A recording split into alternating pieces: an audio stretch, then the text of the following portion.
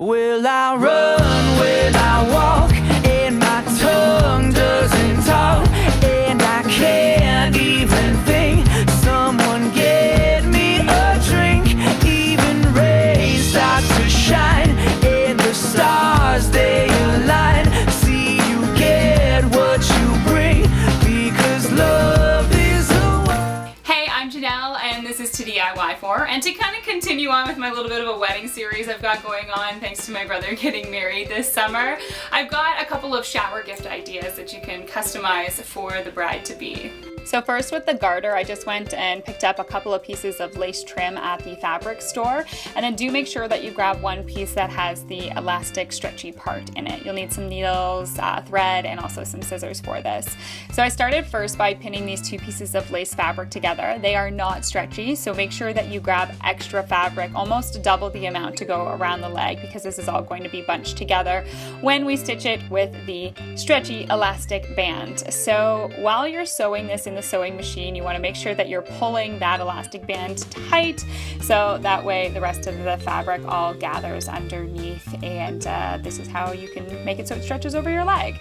So those three pieces are all stitched together, and then when I was done, I simply just made sure that it fit around the leg, and you want to make sure it's a little bit snug and tight, but of course it's an elastic band, so it should stretch and fit around whoever's leg this is for. Next, I've got my wire hanger. You're going to need a hanger, wooden one, wire, and some wire cutters for this.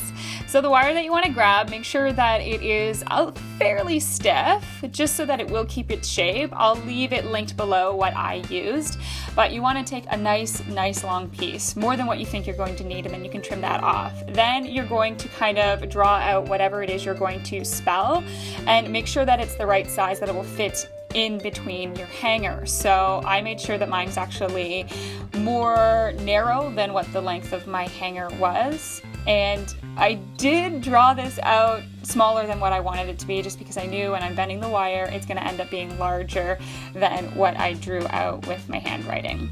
So this process takes a little while, and you kind of have to be finicky with it. It's a little bit tricky because the wire is tough to work with, but just keep bending it, shaping it, looping it, and then use those pliers to kind of pinch any of those pieces tight together and flatten out the wire while you are spelling whatever words you decide to spell. And once I got towards the end here, I just kind of flattened everything out again with these wire pinchers, and that's just to make sure that it lays flat. So the hanger that I was using was kind of like a pants hanger. You can just get a wooden hanger that's normal. You wouldn't have to rip that part out like I just did. The thing though was that it had these little holes where that wire used to be, so it was perfect for me to add this wire in there. So I just put in a bunch of E6000 glue into those holes that were already existing, and then I just cut and measured my wires and put them inside there, and it fit perfectly. So of course the T, I had to go back with an extra piece of wire, and again I just used E6000 to glue that on. Will I run? Will I walk? And my tongue doesn't talk, and I can't even think. Someone get me a drink. Even rays start to shine, and the stars they align.